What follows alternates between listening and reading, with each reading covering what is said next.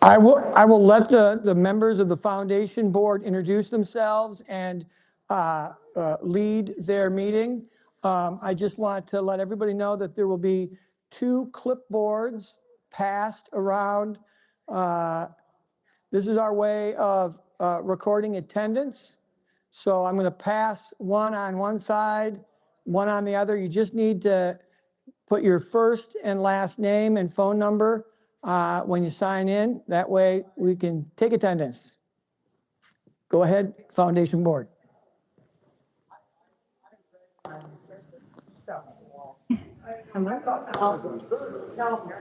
Okay. Can you hear me now? In the back, can you hear me? Carolee, can you hear? Okay. Okay, good morning, Pastor Dan, members, and friends. I'm Shirley Kramer, and I would like to call the meeting of the Elim Lutheran Church of Robbinsdale Foundation to order. Taking minutes today is board member Donna Herman. So please make sure that she can hear you and get your name if you comment or make a motion.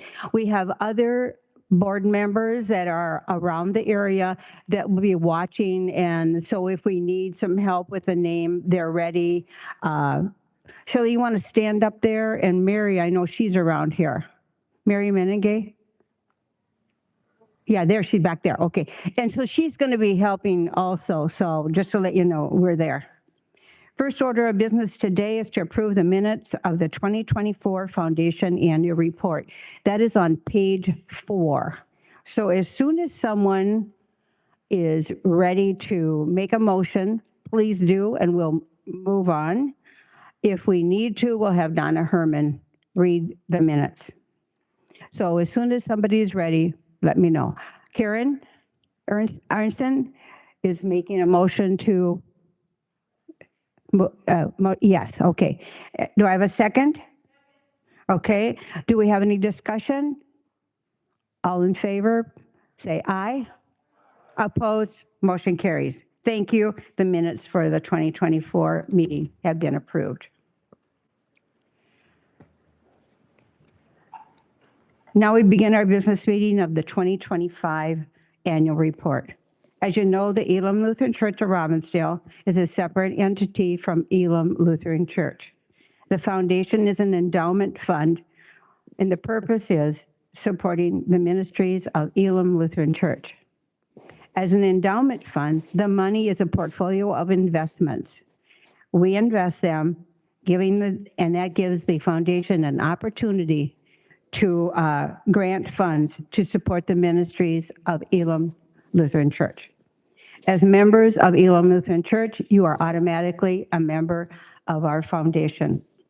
The articles of incorporation say that we have to vote on members on the board later in our meeting, and we will be doing so and asking you to vote at that time. In 2025, the people that worked for you, and let me tell you that most of these people are still working. They're not retired like Tom and I are, but Tom and I give a lot of time to the community, so we're still working. I'm Shirley Kramer, the chair. Ron Jones, vice chair. Donna Herman. Tom Nelson. Mary Menengay. Shelley Johnson. And Scott Brands. Scott isn't here. Scott is the one that helped us put our books together, and we worked hard to make it happen. So, and Pastor Dan Dorr and Donnie Chilstrom are invited each month to serve as ex officio members so that they know and know what's going on at the foundation each month, and they can take that back to the church council. Bruce Ensrud is our Thriving advisor, and he attends all board members as an advisor, or he sends a representative. Now I'd like the board of members, Tom Nelson, to give the treasurer's report.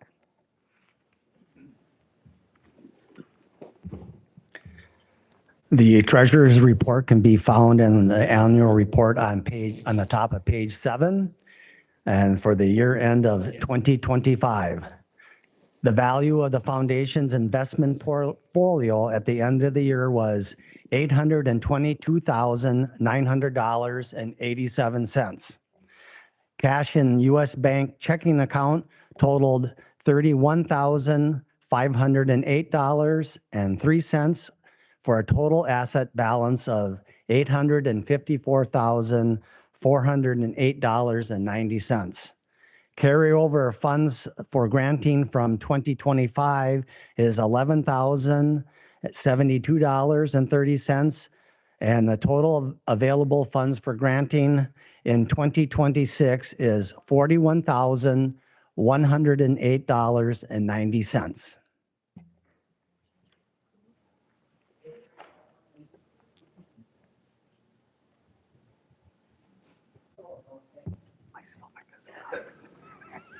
In 2025, we gave 8 grants totaling $30,596.60. Grants were given for New Communications and Technology, $20,000. Luther Park Camp Ministry, $2,000. Elim Youth Confirmation Retreat, $2,511. Quilters, $1,000. Tree trimming, $1,100. Elim Lutheran Church AED batteries and pad packs replacement, $472. Elim Lutheran Church burying assemblies for the heating pumps, $1,513.60. The Near Food Shelf, $2,000. We can be proud of what we are doing and take comfort in knowing that we are supporting the ministries of Elim now and for generations to come. Again, $30,596 for ministries and expenses right here at Elim that did not come out of regular Sunday offering or the operating budget. At this time, I'll have Ron come forward, and if you have questions about the financial statements, he will answer any of those questions. Thank you.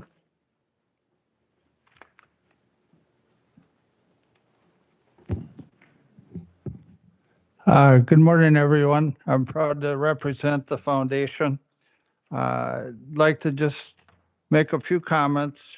On page 21 of the annual report, there's in memory of Glenn Flo, former pastor that unfortunately passed away this year. He was very instrumental in the formation of the foundation, and we thank him every day for having the foundation and being able to support Elim with that. I'd like to high spot a few things on the report towards the back of the report, starting on page 25. It shows that we have over $600,000 in Thrivent Parable Wealth Management. That increased from a year ago. And we have $222,000 in the Elim Endowment Fund with the ELCA. And our net results for the year were $97,536.04.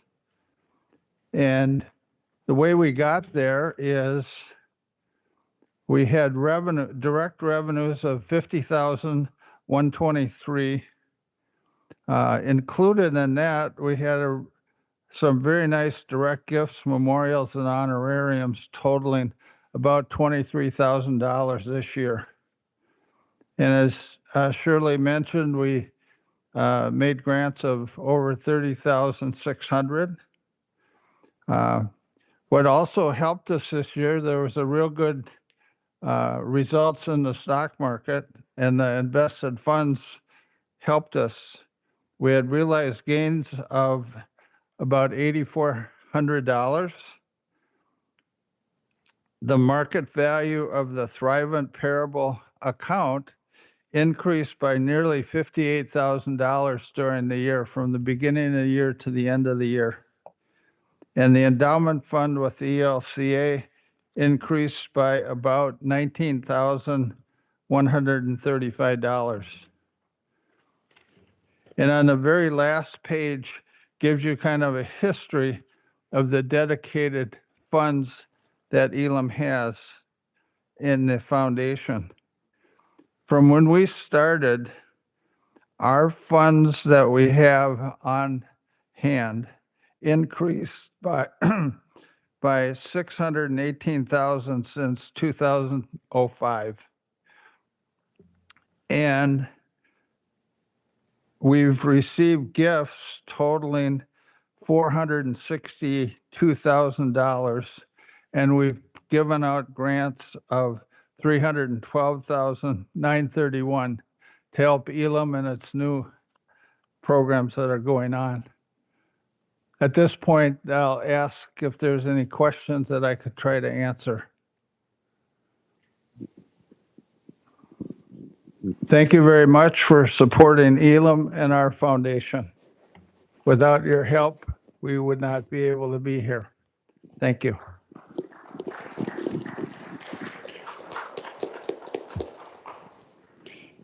Thank you, Ron. It is very important to note that there would not be a foundation without the generous gifts from all of you. The foundation board thanks each of you for your generous gifts to the foundation. We were blessed to receive one gift of $20,000 this year from Brent and Nancy Brodson in memory of Donald and Daisy Carlson. It doesn't have to be that big. We accept anything, even change it makes a difference together. We can do that together. But I just felt that you'd want to know that, and Daisy would be so proud of her daughter and husband that they thought about us this year. The foundation will be looking at the bylaws this year, possibly making some small changes with some legal support. This concludes the presentation of the annual report. We have more business, but this is the annual report, the financials and what I have told you about the grants, and Thomas told you about the treasurer's report, and Ron had the financial statements. Could I have a motion to approve our annual report? Okay, Donnie Chilstrom. Okay, do I have a second? Claudia is making it. Okay. Any more discussion? All in favor, please say aye. Opposed? Motion carries. This concludes the presentation and the acceptance of our report. We have two new board members that are running this year. One is Scott Brands. He's running for a second term. He's done a wonderful job for us. And Brian Sternagel, his first term coming back on. Brian has been a member over the years several times, great member of the board, strong. And he had a commitment that he had to leave about 15 minutes after the church service quit today. So he apologized that he needed to leave. And can we have a motion to approve the two candidates that are running for the board members? Do I have anybody that wants to approve that? I'll make a motion to approve Brian Sternagel and Scott Brands for the foundation. Okay, Richard Arnson. Yeah. Do I have a second? I think Doug, who? I think I heard Doug Herman. He did, I know. Is that okay? I had several? Okay. Doug Herman. Okay. Okay. All to approve, please say aye. Opposed? Motion carries. Thank you. Let's continue to plant the seeds and trust in the Lord that our seeds will bear fruit for many generations to come. One of the most valuable gifts we can give each other is a gift of time. Today, I would like to thank you for your gift of time attending our annual meeting. Do I have a motion to adjourn our meeting?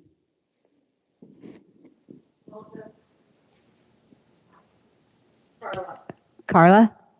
Okay, Carla. Okay. Do I have a second? Okay. Okay, Claudia. Okay. All in favor, please say aye. Aye. Opposed? Okay. That it is unanimously, I think, approved. So thank you.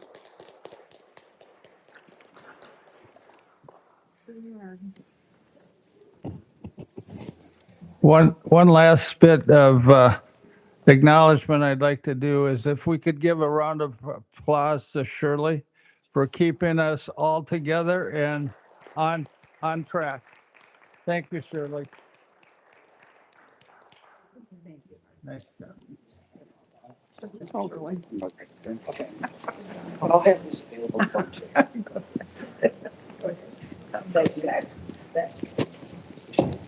That's, yeah.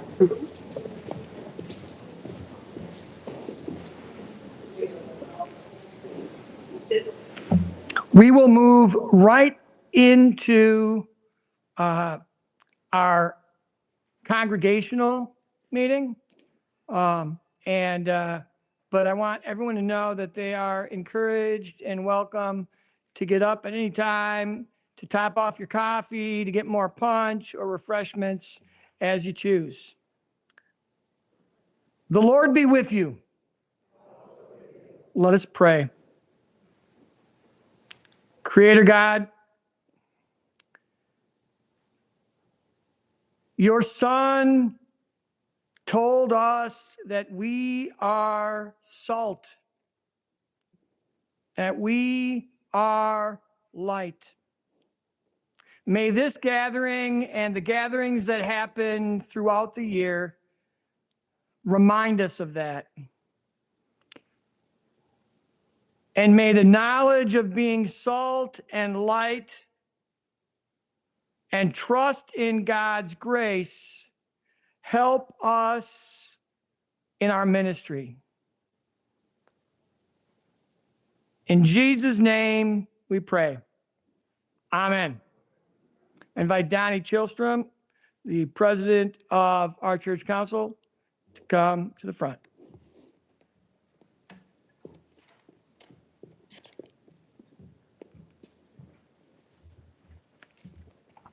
Good morning. I'm going to call to order the annual 2025 meeting of Elim Lutheran Church at 11:36.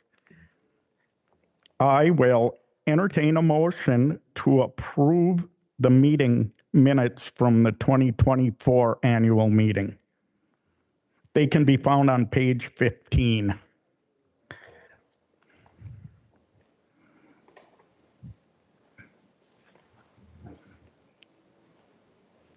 Can I get a motion? Got a motion?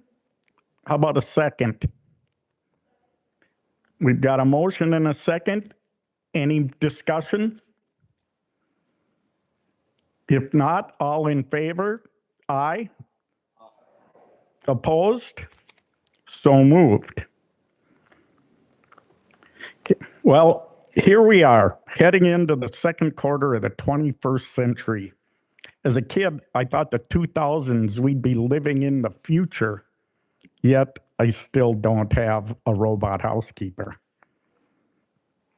As a congregation, we are still facing the same challenges, finances, and membership. Although I have been happy getting to know some wonderful new members, as well as creating stronger friendships with some of the longtime members. I know along with myself, a lot of you are frustrated with the way the property development has been going. There is a nice overview of what's been happening in your annual report under the President's report. But a quick synopsis is that since learning of the Pastor Excelsier's decision to depart, we have learned that the light rail project is going to be taking a small piece of our property and building. At the corner of 42nd and Bottineau, and with that, we have put any new requests for proposals on hold until the Blue Line lets us know exactly what they need and how much they will be offering us. This information should be coming in the second quarter of this year, as that is when they start receiving their funding, and it is possible that this will end up being a better deal for us in the long run. Although my position on the council is ending, I have too much time invested to just step away. So I will keep working with the Blue Line and our Realtor as a liaison to the new council.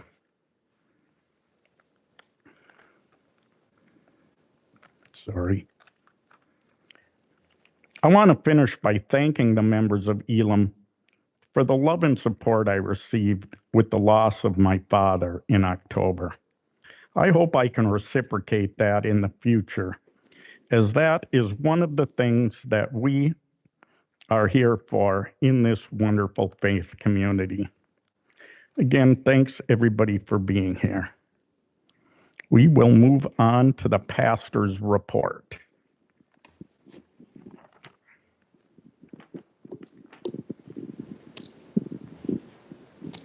The pastor's report is a continuation of the message we heard shared at worship. We are salt and light. If we do anything here at Elim, first and foremost, we remind each other that we are beloved. And we point out how God's word is being made flesh among us, not only here when we reflect and share God's word, but outside these walls when we respond to each other's call to make a difference in the lives of others. We do those works not to earn our salvation or somehow have our salvation confirmed for ourselves. We do those works because they come naturally when we recognize those words of Jesus to be true. When we recognize that I am here to be salt, to preserve the dignity and the humanity of the people around me. I am here, and I can be light too, to encourage and support the people around me and to make a difference in the community around me. That's what we celebrate in the pages of the annual meeting, the annual report. And I would also like to recognize that this is something that we do together. And your generosity, both to the foundation and to the congregation, your generosity helps make that happen. Now, the next item on the agenda is ministry reports, property report. The next item on the agenda.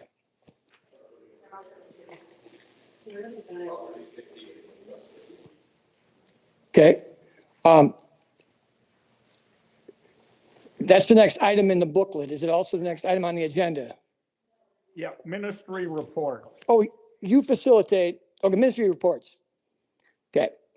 I would like to invite a few congregants to speak to some of the highlights of the ministries we've shared over this last year. And I encourage others to peruse the pages of that annual report to get a full picture of our collective investment this year. And I'd like to begin by asking Harold Erickson to come forward and speak about his ministry experience this year for 1 or 2 minutes.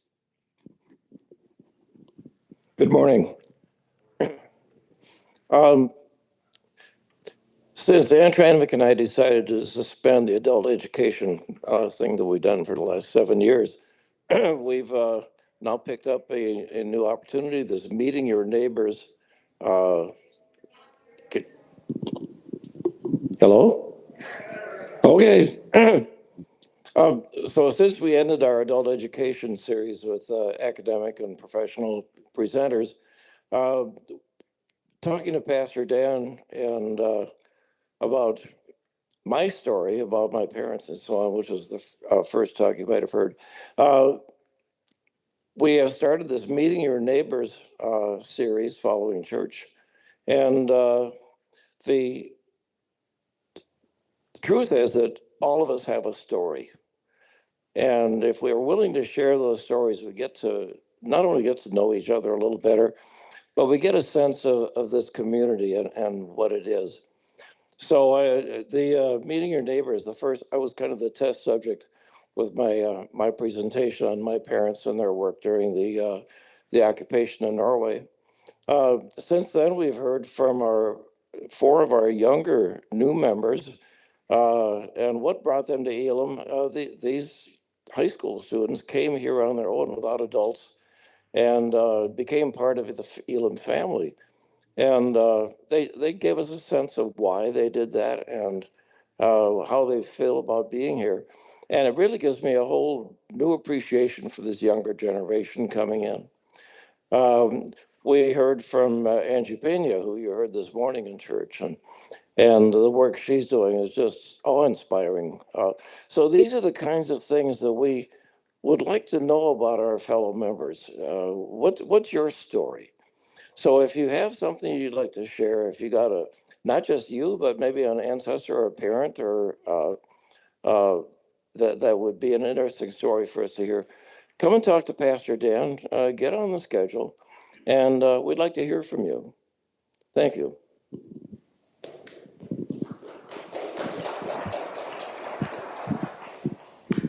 Thanks, Harold. I would say Philip Gray, who is an associate member. He's affiliated with another church as his primary congregation, but is very much involved in what happens here at Elim. And I'd like him to say a few things about what happens here on Wednesday evenings.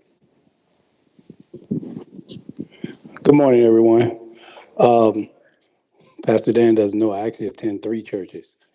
I love God. So, again, my name is Philip Gray, and I actually am a community outreach person with Hennepin County, and I work with the police. So, in today's climate, I have a tough position. And I started with Elim as I needed a community connection. Wanted to basically deal with foundational places and entities in Robbinsdale. Walked in and Pastor Dan and I immediately clicked. So we do community outreach through a lot of different programs and programming. So we did recently last month, we did a Martin Luther King breakfast. We had over 125, 150 people here at 20 degrees below zero in the morning. And again, that was not only community, but really a lot of work here in Elim through the congregation. The first incident that happened here in Minneapolis with ICE, we actually had a meeting that very evening. We had a meeting that night here in the congregation where we just started calling people and people started showing up to talk about that. Um, so when Pastor Dan asked me to do this, I wrote down some things about partnership, patience, giving, grace, willingness to get things done. Your generosity here in this building with your facility, just being able to say, I have a program I'd like to do. Pastor Dan says, let's go with it. And your people has allowed Elim and me to help build bridges with community, police. We've actually had politicians here, the mayor. We've had different congressional people here with city and civic organizations. And I guess the last thing that I'll say is I look forward to bigger and better things, for greater things through God. And thank you, Elim, for everything that you've done to help me get some of these things done.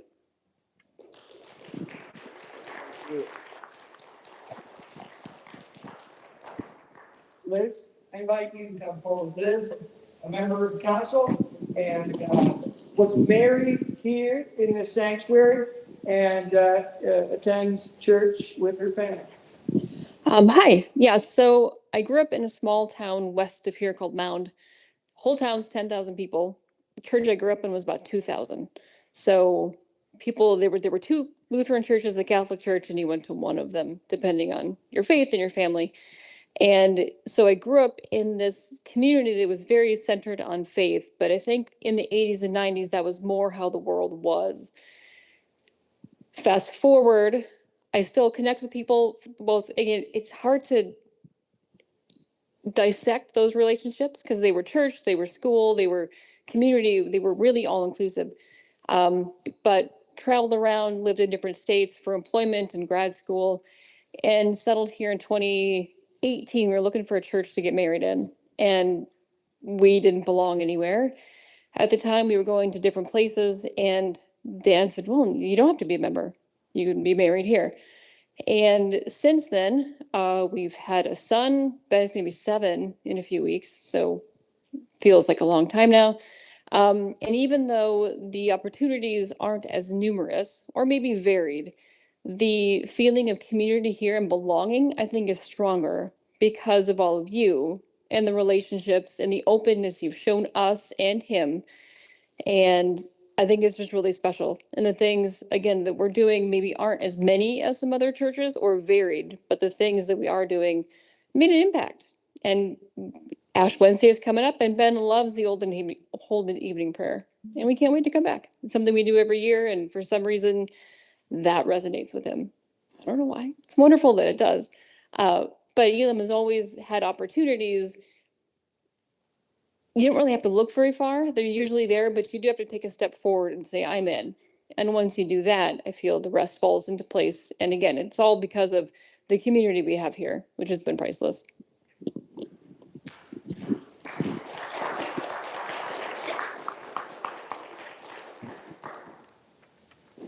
We had a number of people affirm their baptism during worship. And I want to acknowledge that what Liz said about a place where she and her family belong is representative of what others who are new to the congregation say to me when I check in. And I would even go so far as to say most of people who are newly affiliated with our congregation make connections early on and are invited into leadership roles early on. And I want to celebrate that. Now, I invited a couple of few folks to share brief highlights from their experience of ministry, but I also want to leave space if anyone else here wants to say a few words about their experience of ministry here at Elim in this last year. Okay.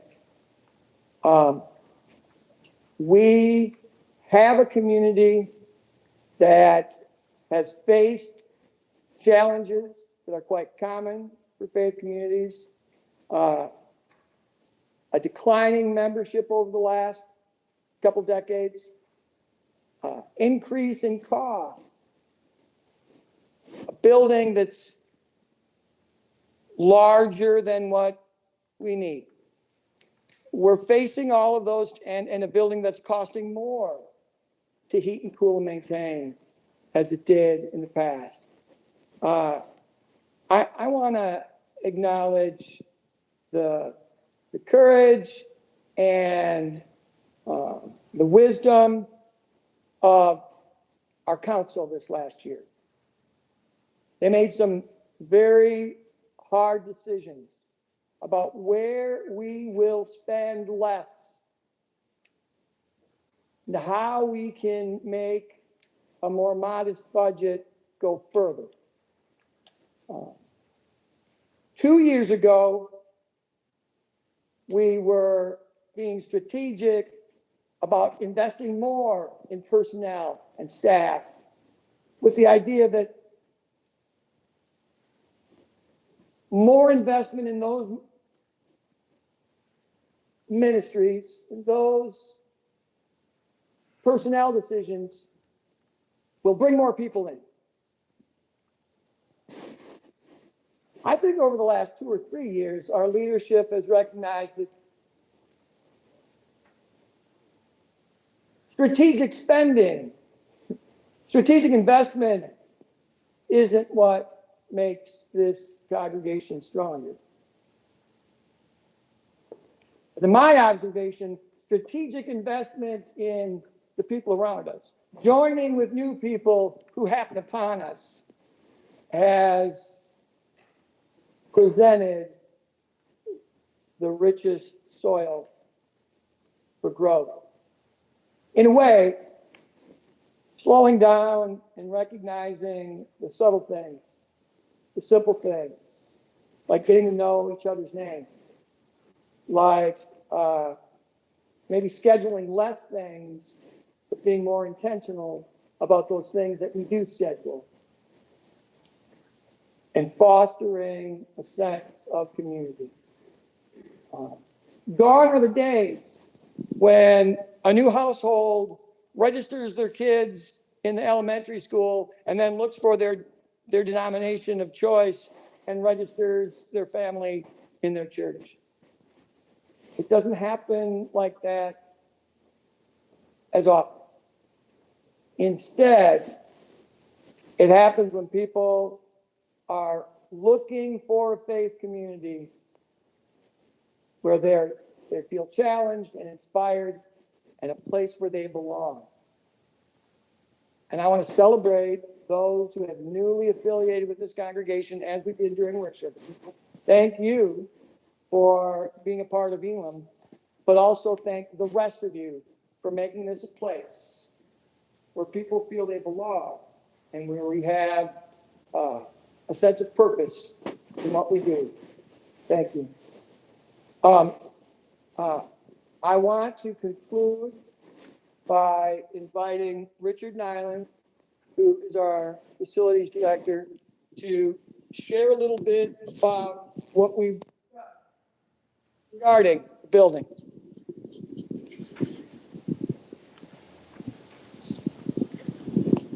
Thank you for the opportunity to address you. My name's Richard Nyland. If you don't know, I'm the building manager, glorified custodian.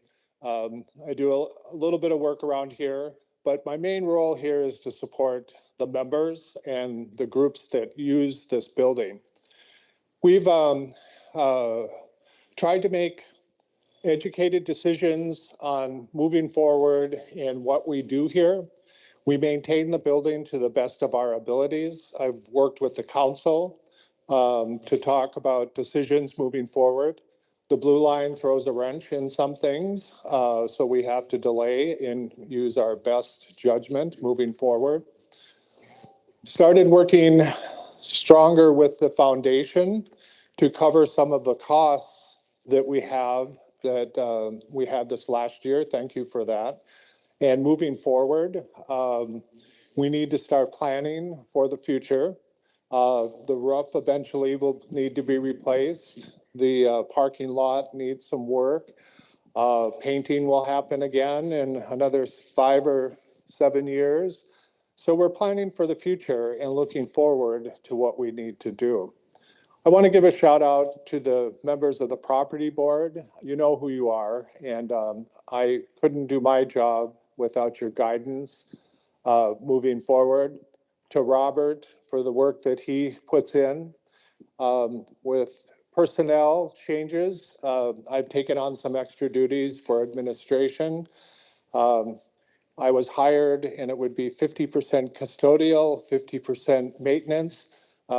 It's funny how your job changes when you're supporting an organization, which is good. I want to thank again the work that Robert does. He does work behind the scenes, steps up as needed too. So I think the future is bright. Once we find out what the blue line wants, then we can make some educated decisions on what we need to do here moving forward. Thank you.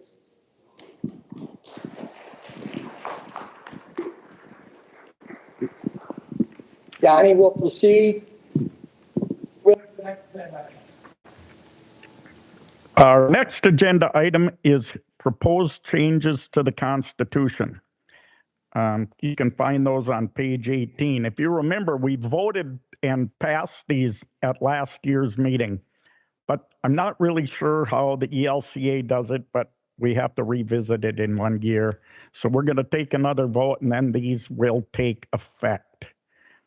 So the first item is minimum council members. It is currently written as 15, and the changes will change it to a minimum of 7 and no more than 15. Members, numbers, and vacancy. The voting membership of the congregation council shall consist of the senior pastor and not more than 15 nor fewer than 7 members of the congregation, including the officers. If possible, at least one of whom shall be a confirmed youth, and at least one shall be a young adult. All other pastors shall have a voice at the council. Any voting member of the congregation may be elected, subject only to the limitation of the length of continuous service permitted in that office. A member's place on the congregation council shall be declared vacant if the member ceases to be a voting member of this congregation, is absent from 4 successive regular meetings of the council without cause, consistent with the laws of the state in which the congregation is incorporated. The congregation may adopt procedures for the removal of a member of the council in other circumstances. So I will entertain a motion to pass this change. Kyle's got making a motion. Do we have a second? Got a second? I don't have my glasses on, so. State your name. Make a motion, when you make a motion, please state your name. Okay, we have a motion and a second. Any discussion? If not, all in favor, say aye. Opposed? So moved. Okay. Next one is changes in the wording to the Constitution that would allow the council to put a nominating committee together during the year, not just for the annual meeting. A nominating committee of 6 members of the congregation, 2 of them, if possible, shall be outgoing members of the council. I'm going to replace the wording shall be elected at the meeting for a term of 1 year. Members of the nominating committee are not eligible for consecutive reelection. The new wording would be are selected by the council to review council, audit, and finance board candidates and nominate them to be elected at the annual meeting. Members of the nominating committee will serve for 1 year only. Nominations from the floor are not permitted at the annual meeting. Okay, I will entertain a motion to accept the new wording on how we proceed with the nominating committee.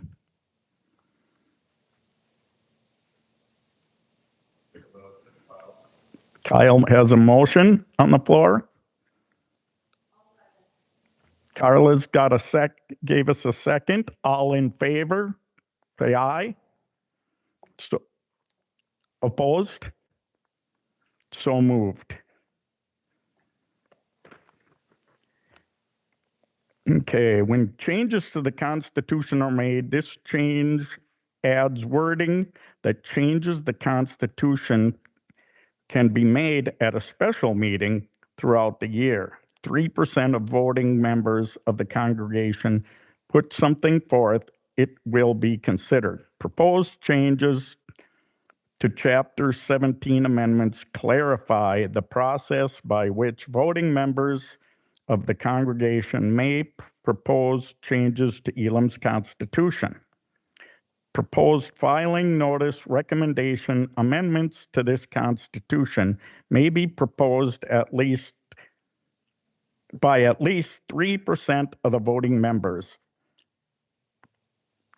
or by the congregational council. Proposals must be filed in writing with the Congregational Council 60 days before formal consideration by this congregation at its regular or a special meeting called for that purpose. The Congregation Council shall notify members of the proposal with the council's recommendation at least 30 days advance of the meeting.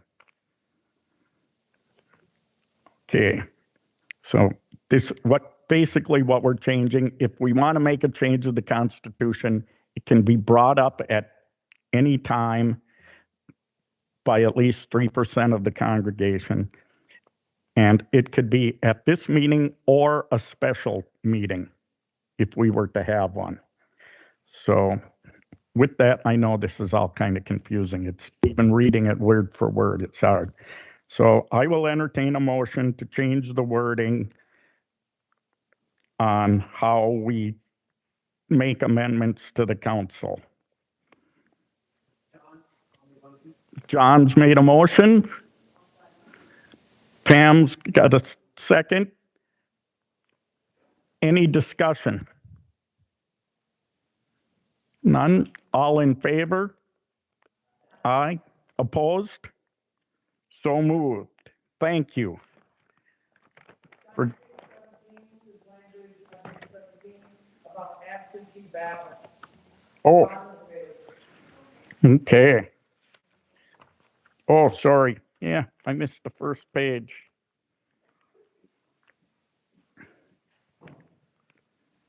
Okay. Constitutional changes. No major changes, just changes in wording to coincide with our practices. Yep. Yes. An absentee ballot may be used under special circumstances if approved by the church council. If a mail-in ballot is used, it must be identical to the printed ballot used at the special congregational meeting. Ballots are the only valid if received by the church office prior to the special congregation meeting, completed legibly, and include personal contact information for the verification process.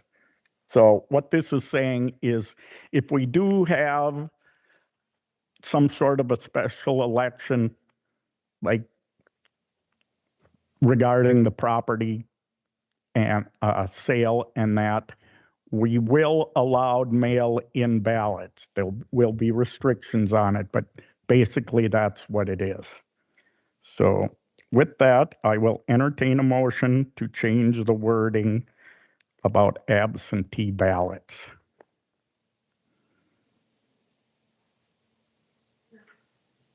I got a motion by Karen Dolan. Got a second by Lindy. Thanks, Lindy. We've got a motion and a second. Any discussion? Ron?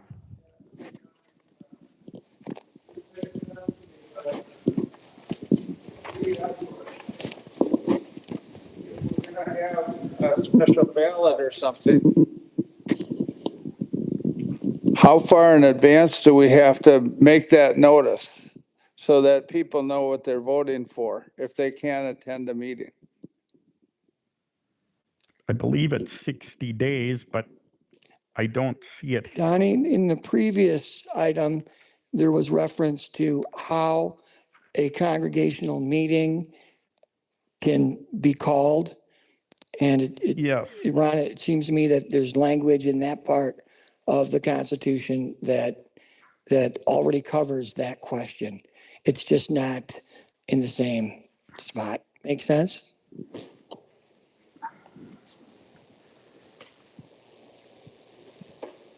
Yes, it is 60 days on that, Ron.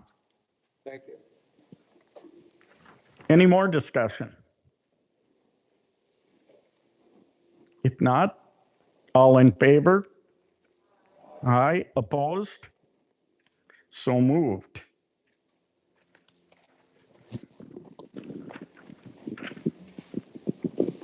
Okay, now we will move on to financial reports. We'll welcome Eric Haug to the front.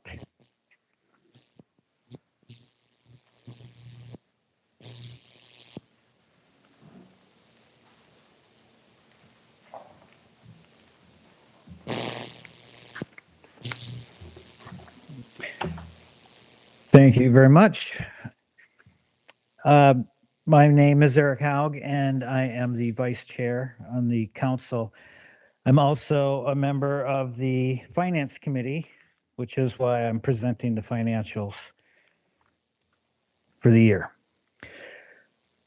The difference between, first, I'm going to start with on page 19 with the statement of financial condition unaudited. This is the change from 2024 to 2025. Basically, we had a cash and savings decrease of 20,458. And that carries all the way down to the bottom line, total liabilities and net assets. A difference from 2024 to 2025, it's a reduction of $20,000, 458. Next page, page 20, statement of activities unaudited for the years ending December 31st, 2025 and 2024. I want to point out the annual investment draw on the third column, unaudited 2024, the actual, $230,800.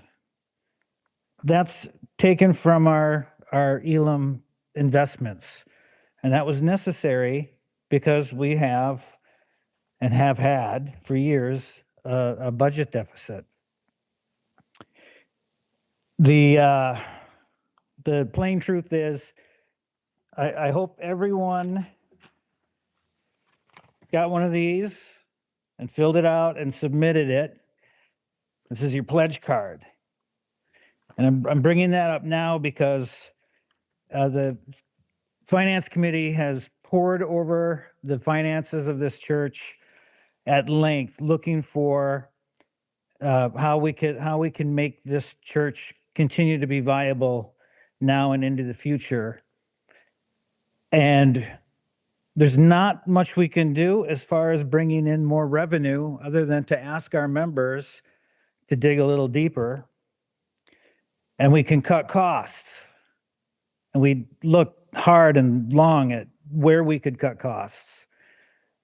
And the truth is, the only place we can really cut costs at this point, we've cut everything we can, is with personnel, which is the single biggest part of our budget, is personnel. We don't want to do that. So I want everybody to, if you haven't turned it in yet, please seriously consider increasing your giving. It's very important, it's needed, and it's appreciated. And we want Elim to be here in our community for years to come. And I know a lot of people are hoping that the blue line and there was a potential sale of the property, that we don't know what will happen exactly. So we can't plan on the unknowns. We can only work with what we can count on, and that's our people of Elim. Okay, that's my little soapbox moment. Thanks for listening. Total receipts budgeted for 2025 was $326,300. The actual was $427,274. That makes it look like we had a lot more money coming in than we really did. How did we do that? Again, we took money from our investments. We can't continue to keep taking money from the investments. It's the finances of the church are a lot like the finances of any individual. I'll use myself as an example. I'm 58 years old. I have a good job. Very grateful to have a good job. If I lose my job, statistically, there's a 10% chance that I will be rehired for any job at any company. That's just the reality of the demographics of our workforce and my age. And that's a fact. You can look it up. I have a 1 in 10 chance of being hired by anybody for any job. That's scary. So my wife and I have an emergency savings account. And that might not last very long. Certainly unemployment doesn't last all that long. So then what do I do? Well, I could take a loan from my 401k, which is my primary investment, like a lot of people. If I do that, then my investments, how much they increase over time decreases. We want to maintain the money we have in our investments because that money makes more money. And we cannot continue taking money from our investments to finance the church.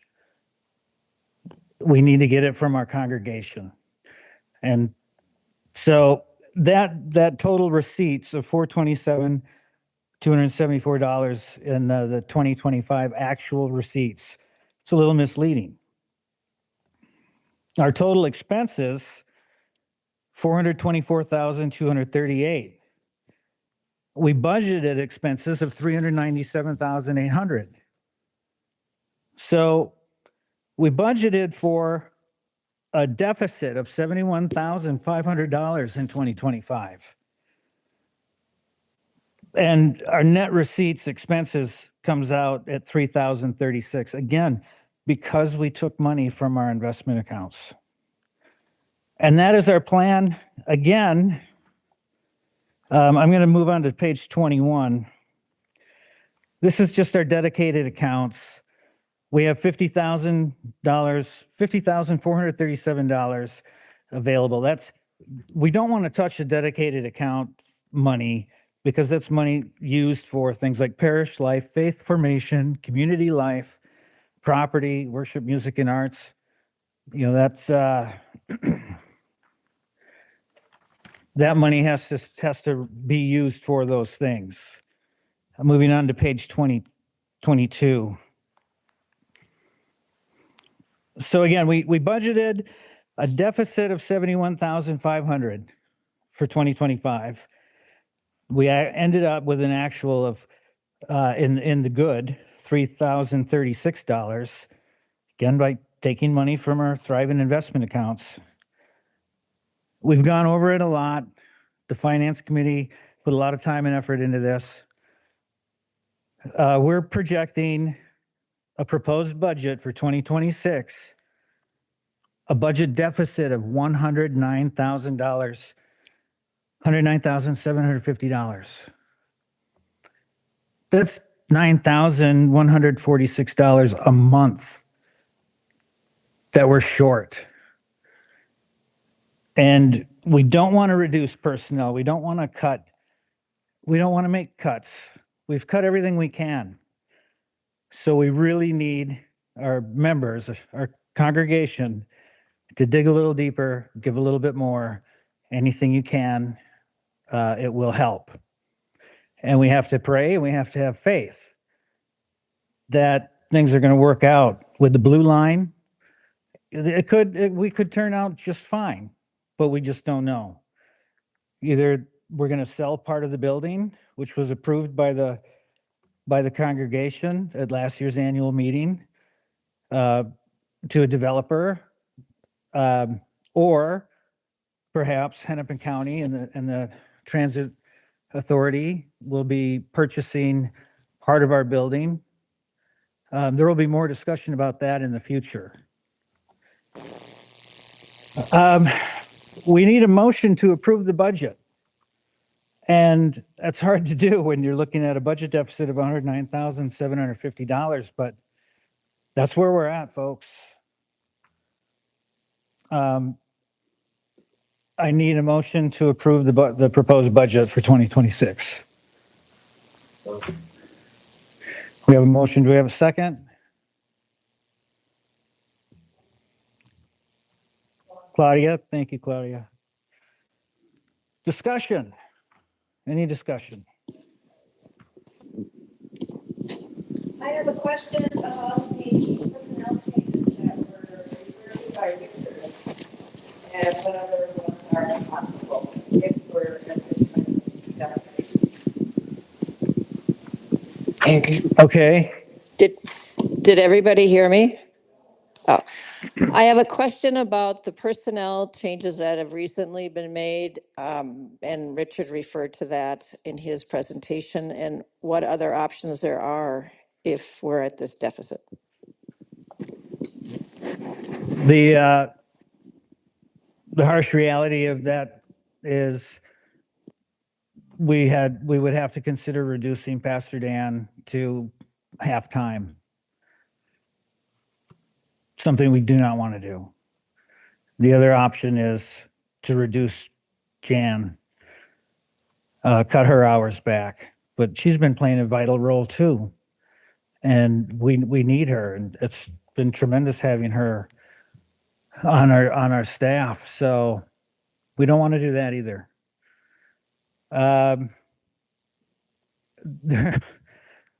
It's a tough situation. We really can't do either. I really don't know what to tell you. There's nothing else to cut. I mean, the building expenses are what they are.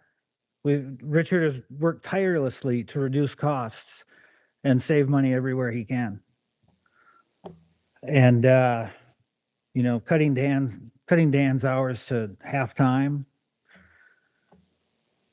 that's not something we want to do. So here's what the Finance Committee is thinking. Let's wait a little longer, see what happens with the blue line. We've already had the engineers out here. They've looked at the building.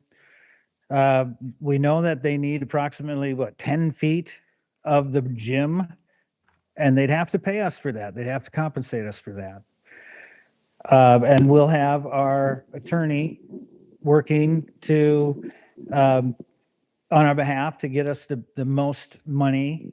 And there's also the expenses of the demolition, which would have to be covered by the county, and the rebuilding to make our building continue to be used would probably also have to be covered by the county. And those are some complex discussions that will have to be held with representatives of the Blue Line Commission and their engineers. Yes, Dan? If I could interject, Eric, just to give people a sense of the timeline. The budget gets verified and confirmed in the first quarter.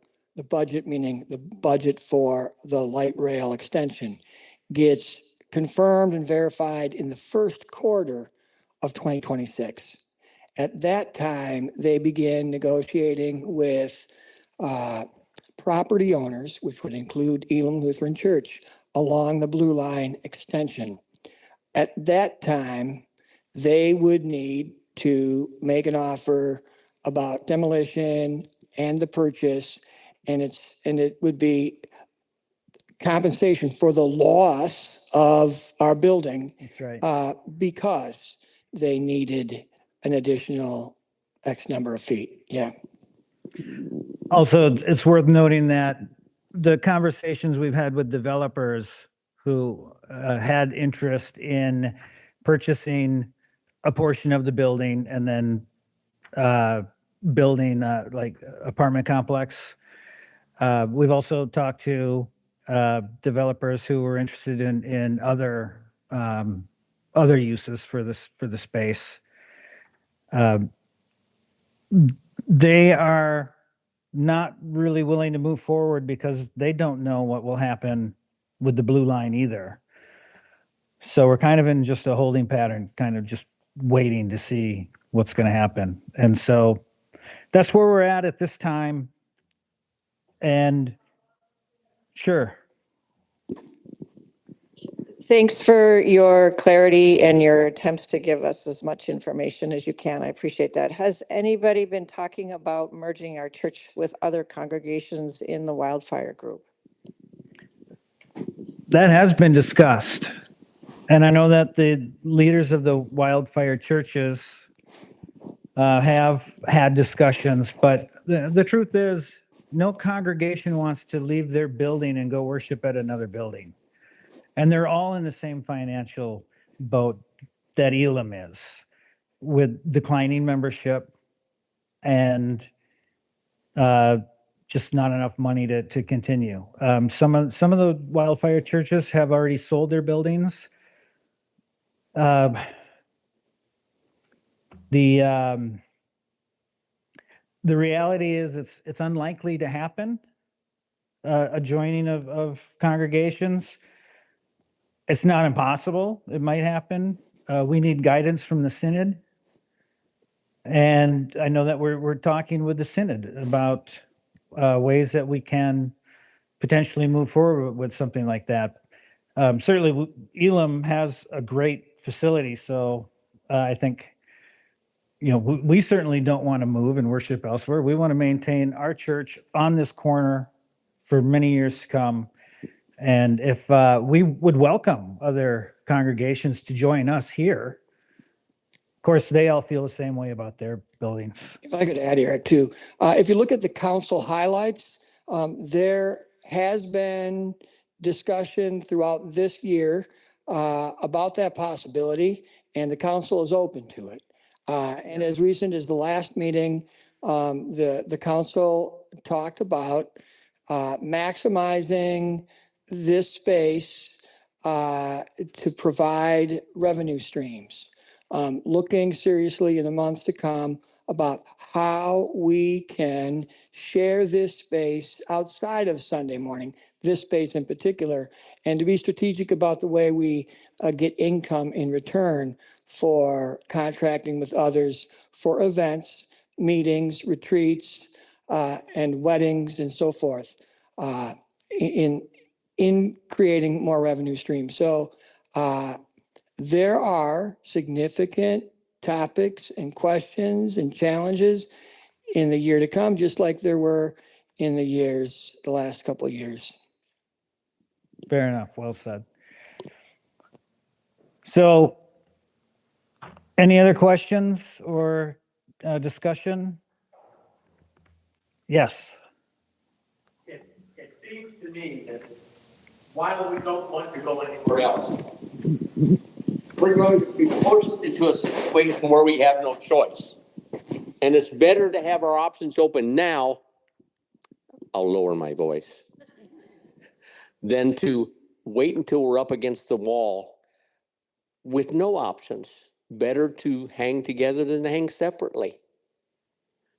I think we should seriously negotiate with these other churches and come up with something that works, or we're going to disappear. I won't disagree. Definitely we'll continue talking to the other churches in our community, but keep in mind there are 5 ELCA churches in just a 2-mile radius or 3-mile radius. Back in the 50s and 60s, when this area was booming, a lot of Lutherans were in this area, and not so much anymore. A lot of the different denominations have seen the same decline that the ELCA has seen, and it's nationwide. It's not just here. The fact is, the ELCA core demographic is aging, and there's not enough young people who are interested in our denomination. We need to have more, invite people into the church. It's really, that's about the best thing we can do, is everybody invite people to come and see what we have to offer. Come and worship, talk to your neighbors, talk to friends and family, and it's we need more people attending on a regular basis. And the only way we can do that is by continuing to offer the programs that we do offer. We don't want to reduce any of those, and making the church appealing and being inviting and open and welcoming.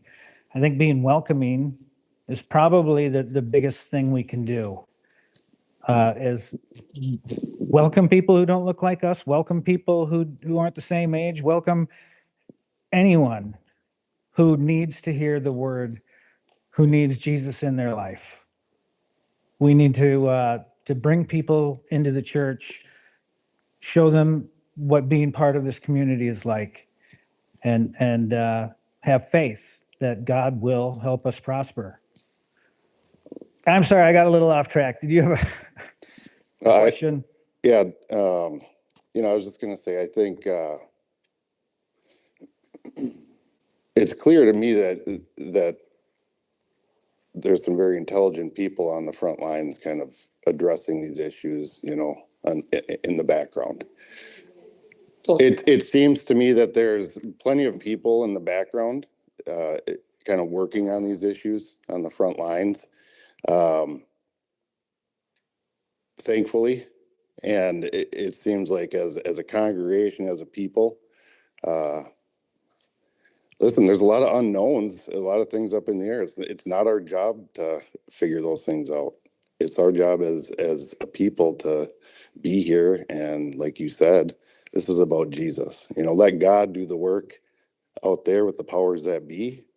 I'm here. I grew up in this church. I was confirmed here, and 48 years. I'm coming back.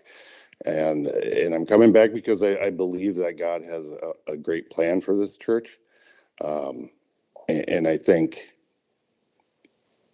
there's some wonderful things going on here, and God's already working, and that's our job. I think you said it. I think we pray, we come together and as people, and we're here as people, and we come together in Jesus' name.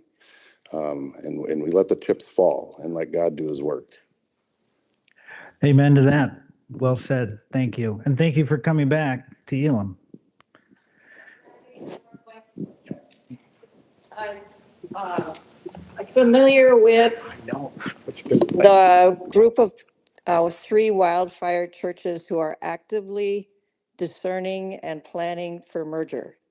There are 3 churches in the wildfire group called Cross of Glory, First Lutheran, and Faith Lilac Way. And there's a period of a month, they've been in a discernment phase for several months, and now they are actively working towards it. So I just wanted to clarify that there is something going on significant in our wildfire organization. And I think it's reasonable to be candid, say one of those 3 churches had leadership in conversation with leaders in our congregation about a year ago. So it's not that our council members are ignoring that or overlooking that possibility. It's just that it's sort of like, some dance partners come to fruition for various reasons and others don't. But we have continued to talk about that possibility for Elim. And it is important for all of us to be pursuing those possibilities. Another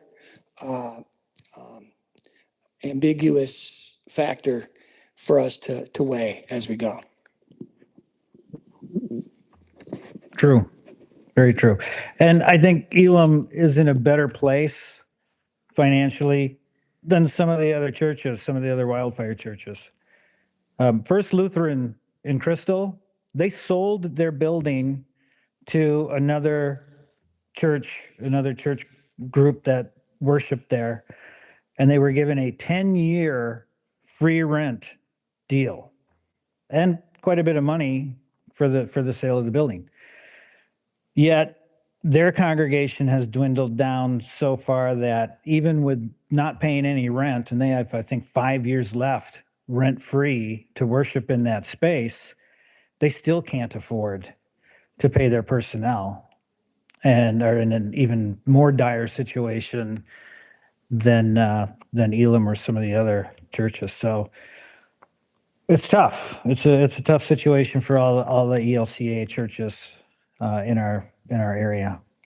But we will do everything we can to make smart decisions. We've got great people. Our council is got some very passionate people, and we'll do everything we possibly can to ensure that we're making the best decisions for the benefit of Elim and our congregation now and for years to come. If there's no more questions, we should vote on the proposed budget for 2026. All in favor of the proposed budget for 2026 with a budget deficit of $109,750, please say aye. Aye. All opposed? Motion carries. Thank you very much.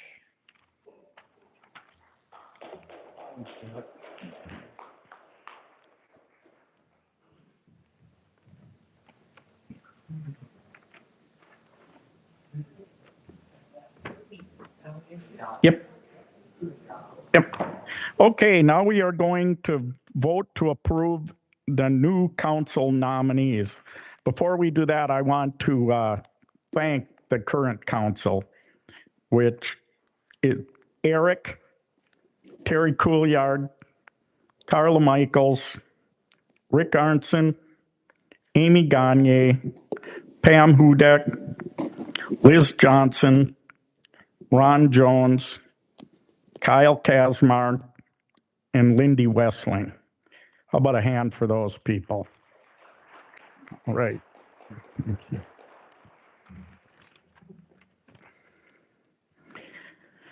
I will start by thanking the nominee committee's members too, which were Harold Erickson, Ted Haugen, Rachel McDonald, Gerald Hinton, Judy Vogt, and John and Carrie Globitz. The nominating committee have selected 3 people.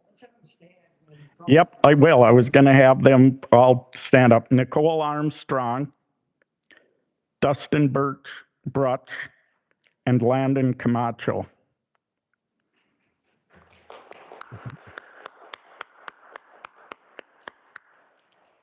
So it's just a simple majority on this, so we're just going to vote by a raise of hands. So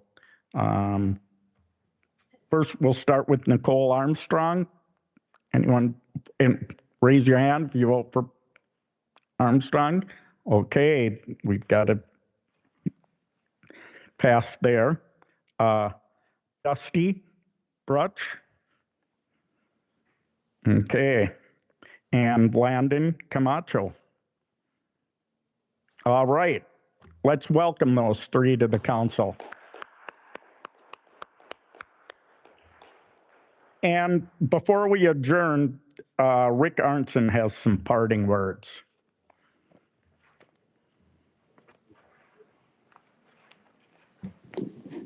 Which he has been known to do before.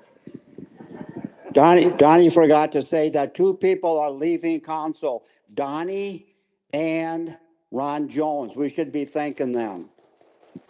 Thank you.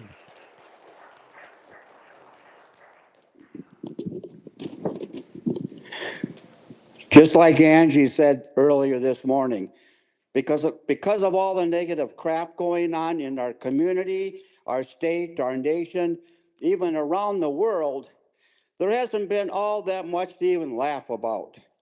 So in case you just can't wait to see all the commercials during the Super Bowl game today, I have this to share with you all. Enjoy. Oh. So naturally, the time came when two very famous golfers, Arnold Palmer and Jack Nicklaus, ended up at heaven at the same time. They went up to the pearly gates and said, "Oh, hey, Peter, can we go golf? Is there golf?" St. Peter said, "Of course there's golf. This is heaven." "Well, where is it?" "Well, first hole is over there." Arnold Palmer and Jack Nicklaus are walking over to the first hole, and it's like, "Hey, we need some more people." Well, they saw Jesus. They recognized Jesus. And they said, "Jesus, would you like to join us?" "Sure, I'll join." "Well, we should get one more person." They saw an old guy sitting on the big ball. "Sir, you want to join?" "Yeah, I'll join." So they get to the first hole. It's a par 5 hole. Jack Nicklaus tees off. His drive goes 300 yards. Well, after all, he is Jack Nicklaus. Arnold Palmer tees off. His ball went about 10 yards further. Jesus gets up. He's the third one. His ball went like 350 yards. Well, after all, he is Jesus. And then finally, the older man was finally ready to tee off. He hit the ball. It goes like 10 feet. Jack Nicklaus and Arnold Palmer looking around each other. "Oh my gosh, this is going to be a long round." Well, right then, a squirrel comes out of the woods. Yes, there's woods in heaven. A squirrel comes out of the woods and grabs that ball and starts running with it. And then an eagle up above sees that squirrel, swoops down, grabs that squirrel with the ball, and is flying away. A big bolt of lightning hit the eagle. The eagle dropped the squirrel. The squirrel dropped the ball. That ball rolled into the hole for a hole-in-one on a 500-yard hole. Jack Nicklaus and Arnold Palmer, Jesus turns around, to the old man. "Nice shot, Dad."